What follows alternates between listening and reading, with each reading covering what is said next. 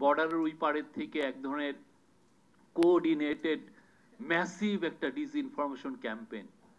আপনি কতগুলো মানে আপনি ব্যাটেল মানে কত দিক দিয়ে করবেন? একেতে হচ্ছে ডায়াসপোরা একটা রেসলেসনেস আপনাকে দিচ্ছে, প্রতিদিন একে সরান ওকে সরান, একে আনেন একে আনেন ওকে আনেন।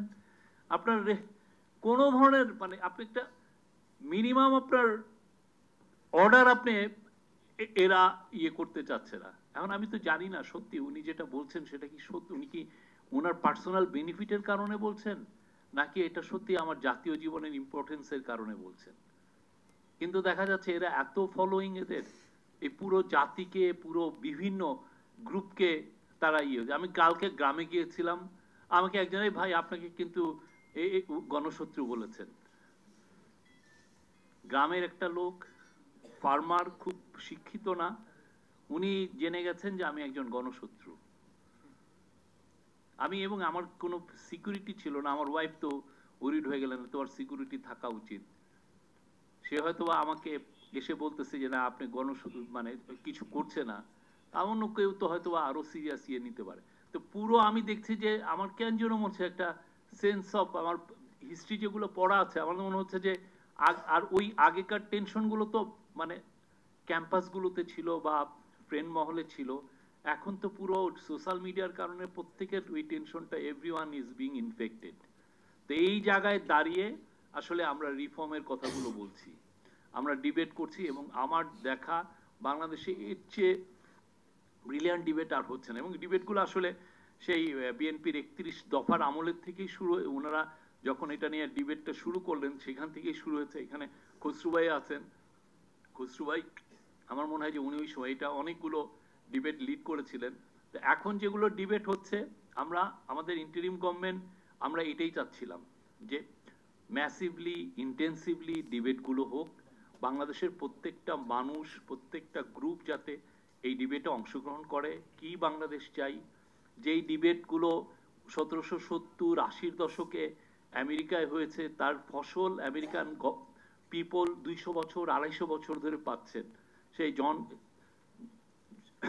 সেই টমাস জেফারসন বা জন জেরা যেই ধরনের, বা আলেকজান্ডার হ্যামিল্টনরা যেই ডিবেটগুলো করেছিলেন, সেই ডিবেট নিয়ে এখনো আমেরিকা ওইটাকে নিয়ে বারবার ওই একই শব্দ বারবার বলছেন, একই ওইটাকে, এটা নিয়ে এখন আমেরিকান সুপ্রিম কোর্ট বারবার ওইটা নিয়ে ডিবেট করছেন।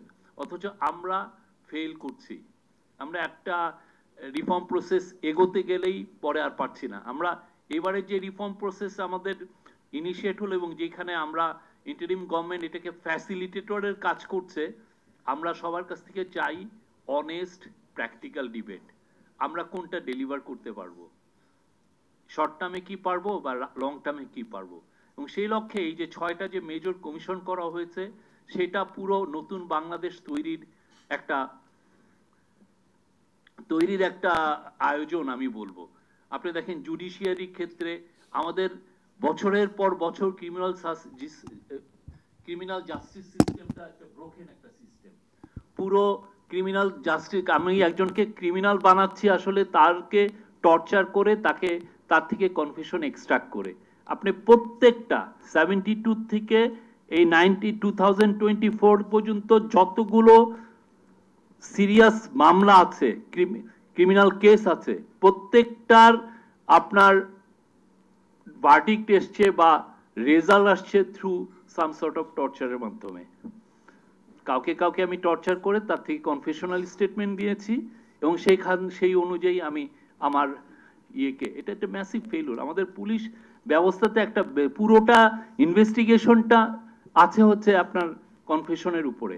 আর কনফেশন করতে এমনও দেখা গেছে যে আপনি দুইজনকে মেরে বলে এই তুই এই মেয়েকে মেরেছিস, ওরা এত টর্চারের ফলে রাজিও হয়ে গেছে হ্যাঁ আমরা ওকে মেরেছি। তারপরে ওদেরকে যখন ট্রায়ালের সেন্টেন্সিং আসলো তাদেরকে ডেথ সেন্টেন্স দেওয়া হলো। এটা 6 মাস পরে ডেথ সেন্টেন্সে 6 মাস পরে ওই মেয়ে এসে হাজির।